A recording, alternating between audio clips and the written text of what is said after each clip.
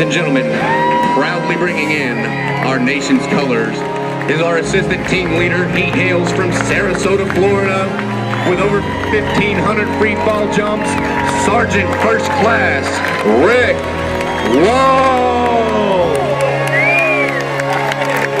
Ladies and gentlemen, bringing in the Army flag with over 1,400 free fall jumps, Sergeant Austin Long.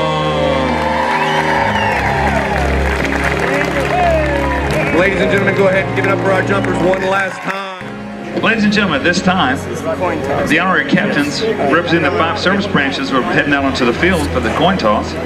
Representing the U.S. Army, Mr. Bill Shawls, he served from 1967 to 1970. Representing the United States Marine Corps, Mr. George Barrett, served from 1958 to 62. The Navy is represented by Captain Larry Holmes, served 31 years in the Navy. Air Force being represented by Lieutenant Colonel John Swift, served active duty from 64 to 69. And the Coast Guard is represented by Mr. Hugh Vail, served for 4 years in the 1960s. Please give them a warm supportive round of applause for these veterans of our armed forces.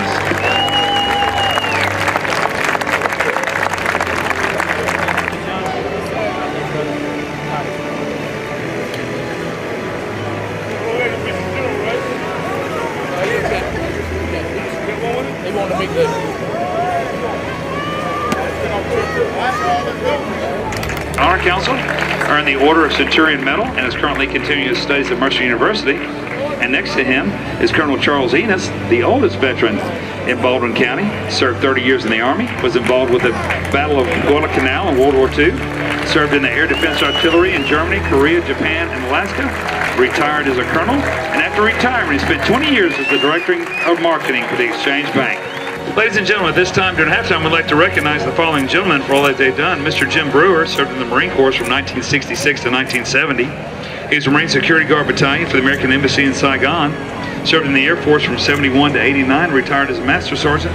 After retirement from the military, worked for the Airmen and Family Readiness Center and the Transition Assistance Program from 1991 to 2011. He's currently working with the Georgia Department of Veteran Services as a Field Service Officer, and their mission is an agency of the state government created for the purpose of advising, counseling, and assisting Georgia's veterans and their families in receiving their rightful benefits under the vast and complex framework of veterans' laws.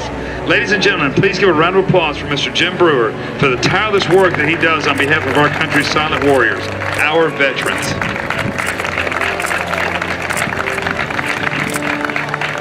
And with him on the field this afternoon is Mr. Frank Ball, who served in the U.S. Air Force for 22 years. In a variety of public works, staff, and command positions, culminating with the commander of the 50th Civil Engineering Squadron and deputy commander of the 50th Mission Support Group at Shriver Air Force Base in Colorado.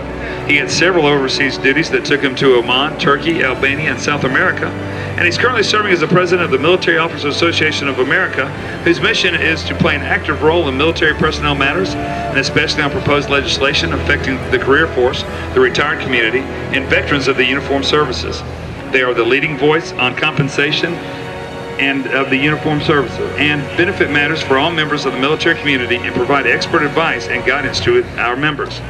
Ladies and gentlemen, please take a moment to give a hearty GMC applause to Mr. Frank Ball for the work he is doing on behalf of our current service members and retirees.